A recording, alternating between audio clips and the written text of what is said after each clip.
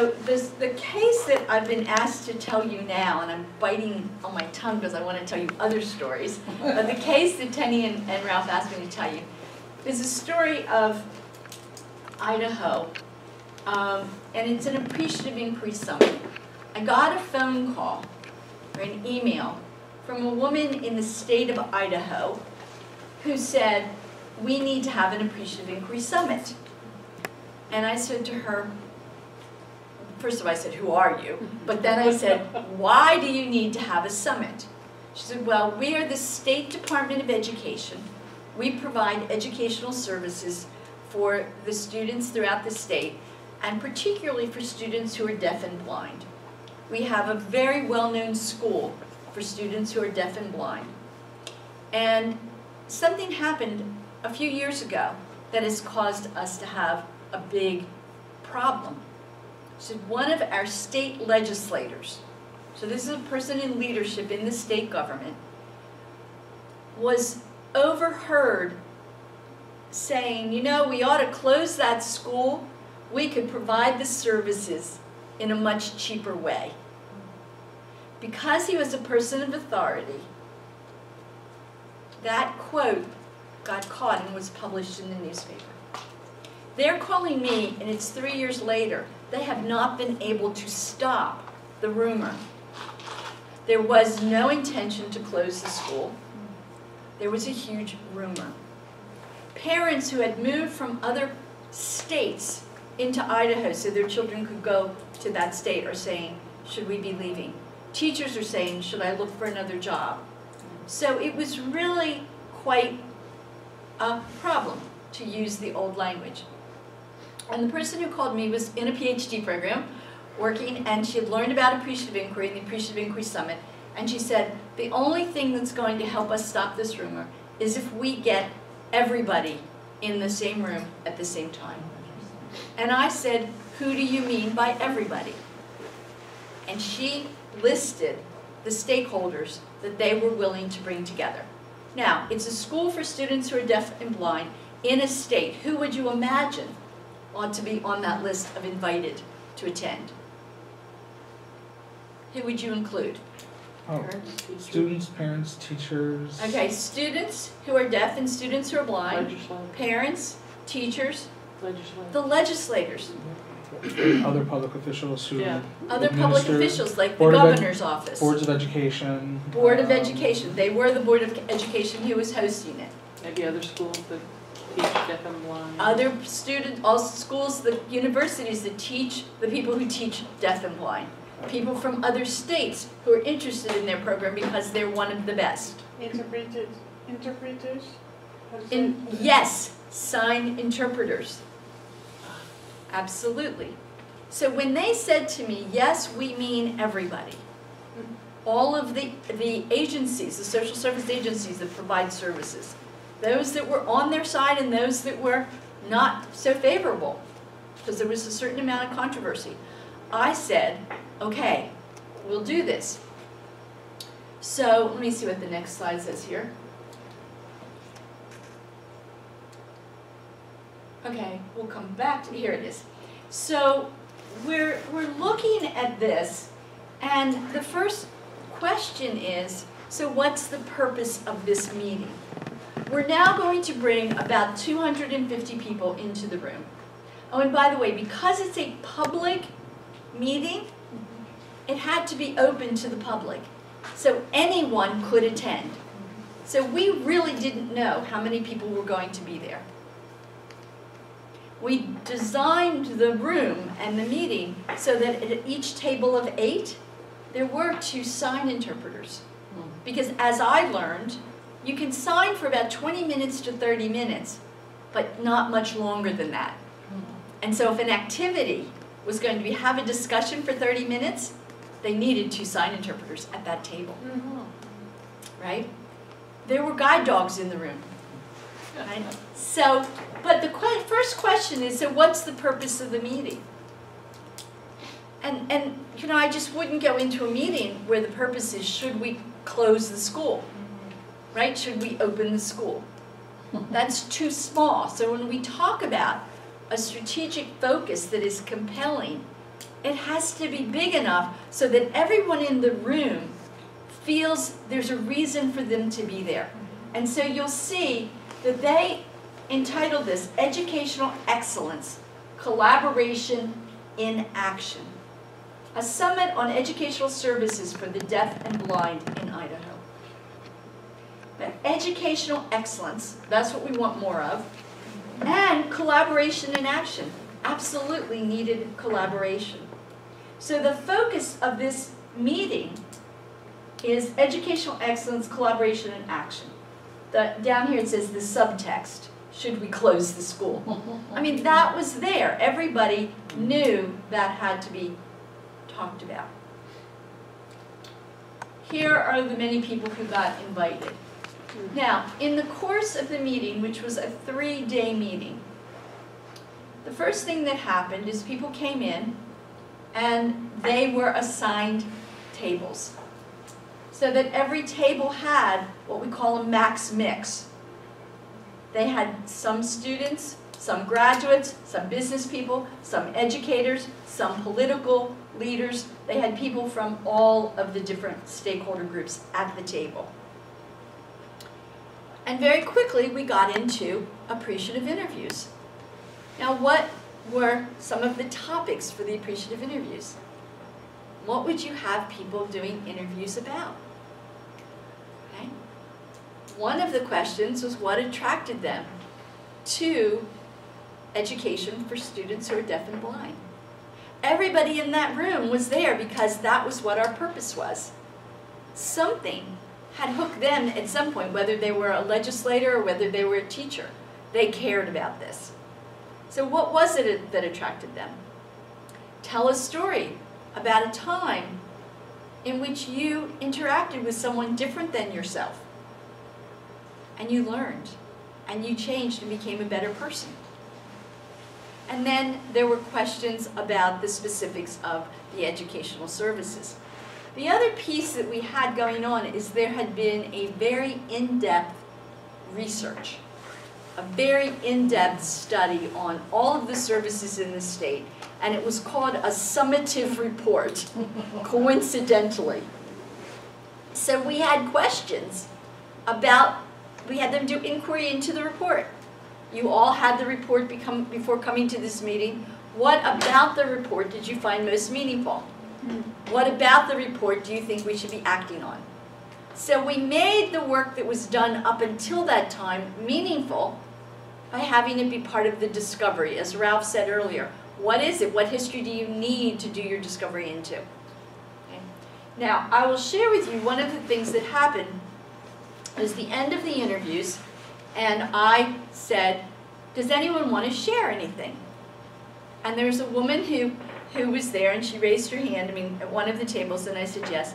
She said, I actually am one of the state legislators. I'm a state congresswoman. She said, and I came to this meeting thinking that the purpose of the meeting was to decide on the school, and I thought the school should be closed.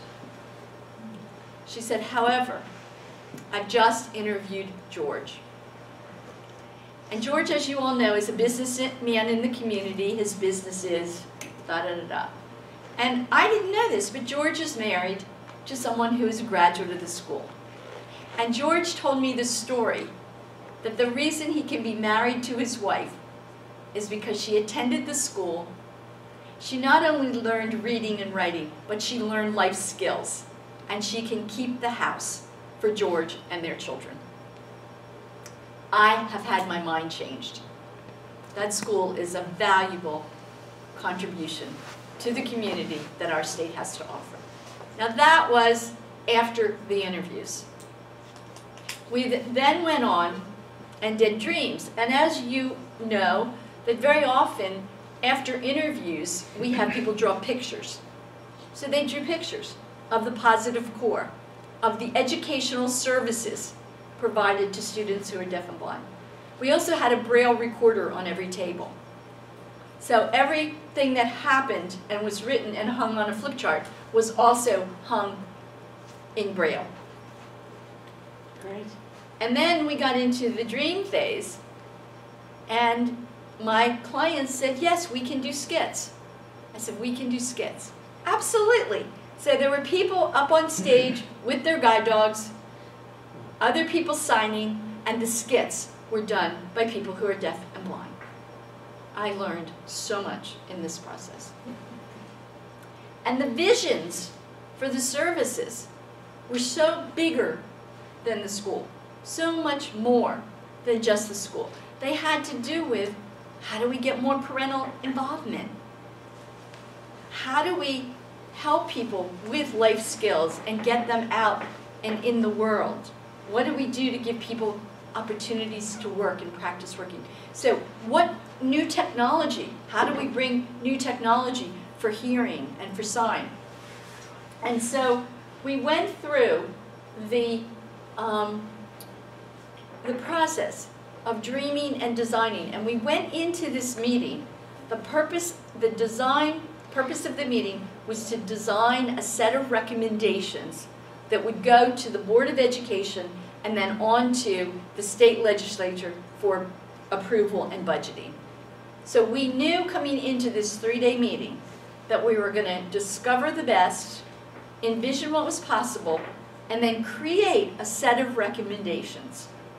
And that recommendations would be created because each table would come up with 1 or 2, we'd pull them together, and that list of recommendations would go forward. We imagined that the school, something about the school, would be one of the recommendations. 2 really interesting things happened. Came in the morning of the 3rd day, and I noticed that there was some kind of chatter at some of the tables. It wasn't like easy chatter. There was something going on. And a woman came up to me and she said, I have a question before you get going. There's a list of recommendations on all of our tables. Are we supposed to accept those recommendations? And I said, could you give me the list? She brings it up to me. Now, some of you know I am pretty fiery, so I can get, that way. I read this list and I went, oh my God. Oh my God. At which point, I got the microphone and I said, something has come to my attention. There are some people who have done a great deal of work on our behalf last night. It's a small group of people who put together a list of recommendations, and they put them on every table for us to see. I think that's very generous of them to have done that work and to have these ideas for us all. But what I want to be really clear, this is a democratic process. And each of you at your tables can decide what you want the recommendations to be. You may want to look at what's on your table as a starting point, but there is no requirement that you accept it or reject it. The requirement is that you honor the voice of each person, because as we have been going around the table and each person has been having a turn to talk, that's how you will make your decision on the recommendations. So one small group, one advocacy group, had decided that they were going to push a set of recommendations. I was really nervous, but everybody calmed down, and the advocacy group knew that they had done their work. I think they felt enough respected that their work could be looked at, but it was not going to be taken incomplete. So there was a dialogue, and the next thing that happened, somebody said, but aren't we going to vote on the school? Oh, vote on the school. Well, that wasn't on my agenda either. So I turned and I looked to my clients who happened to be sitting over here to my side. I said, what do you think? And they said, okay, let's vote on the school. Now, having been through some voting before with David Cooperrider and AI at Verizon, I kind of had a little bit of model in my mind of how it would go. And I said, all right, so now at your tables, you have 20 minutes to talk. And what I want each table to decide is, should the school stay opened or closed? And what other recommendations do you want to put forth? Needless to say, when we took the vote, it was unanimous that the school should stay open. And so they took a vote, 250 people. They all voted. They all together made a decision to continue the school, put together a set of recommendations, that went to the Board of Education, who, by the way, was in the room, and they refined them, presented them to the state legislature, got it budgeted, and that became their new way of doing what they do in the state. Can I ask a quick question? The voting was done by tables, not by individuals? Correct. Okay, I just wanted to make sure I got that. Yes. And it was done by tables. And at that point, that was pretty easy because the tables had been working together for 2 whole days and had a bond, and there was no way I was going to open it to everybody, you know, even though I had just talked about democracy. Uh-oh. But, so, you know, in the course of that 3-day meeting, a group of people who were some of them scared and nervous, some of them very antagonistic. There was one person who actually called an agency in Washington, D.C. and reported that we had cords in the room and that blind people would trip over the cords. Well, the people from Washington called my client and said, look, so-and-so is just complaining again. They knew her, but they also just chuckled when we said, yes, the cords that are in the room are so that the blind people who can use their computers with big fonts can plug in. And it's one location and everybody knows it. So there were people who were out to find us doing something wrong. And we just kind of kept going and accepting them and bringing them in. The process was one of those processes where, you know, those kinds of things come along in your career. You get to work with the whole system. It was clearly the whole system. And they were all there, and they all together made a decision. Now, this is the question I think that Ralph and Tenny want you to think about. Okay? And before you think about that, I want to just say one thing. The principles are really important. Really important. But it's all the principles. So if you find yourself saying, oh, people felt more positive, what have you done about the rest of the principles? You know, if you say, okay, well, we had good inquiry going. So you can't take any one of them and really do a whole appreciative inquiry process. It's important for each of you to have your own, you know, the expression theory in use. When you're creating change, what is it that you're changing? And for me, it's really simple. Who talks to whom about what? You know, and in some ways that comes down to the social constructionist principle, but the about what is the positive principle. It's the poetic principle. And if I can change who talks to whom about what, then I know they're going to be doing something different. I don't know what it is. Because that's the piece. You can't predict the outcome if you're truly engaged in an open dialogic process. You don't know the outcome because it's going to be created along the way. But what you can know is that you've given people respect, they've had a voice, and they're talking to people that they don't usually talk to about things that they don't usually get to talk about. And that's what makes a difference and why I love it.